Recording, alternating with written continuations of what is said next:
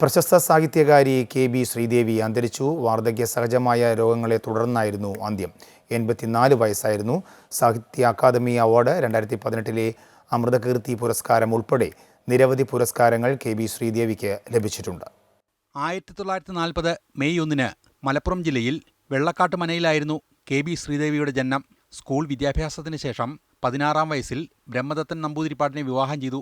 പിന്നീടാണ് സാഹിത്യ വഴിയിലേക്ക് തിരിഞ്ഞത്. നമ്പൂതിരി സമുദായത്തിൽ സ്ത്രീകളുടെ ജീവിത പരിസരങ്ങൾ വരച്ചിരുന്ന കഥാപാത്രങ്ങൾ എഴുത്തിന് വിഷയമായി.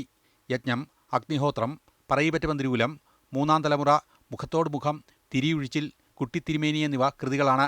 അമൃതകീർത്തി പുരസ്കാരം കൂടാതെ കേരള സംസ്ഥാന ചലച്ചിത്ര പുരസ്കാരം, Kunkumam award, Nalappat Narayana Menon award, VT. Award, Jnanappana award തുടങ്ങിയ പുരസ്കാരങ്ങൾ ലഭിച്ചു. യജ്ഞം എന്ന നോവലിന് അതേ പേരിൽ ചെറുമകൾ കെ. രഞ്ജന ദൃശ്യഭാഷ്യമൊരുക്കിയിരുന്നു. അടിച്ചേൽപ്പിക്കപ്പെടുന്ന ഭ്രഷ്ടും ചെറുപ്രായത്തിലുള്ള വൈധവ്യവുമെല്ലാം തുറന്നുകാട്ടുന്ന ചിത്രമായിരുന്നു യജ്ഞം. അമൃത ന്യൂസ്, കൊച്ചി.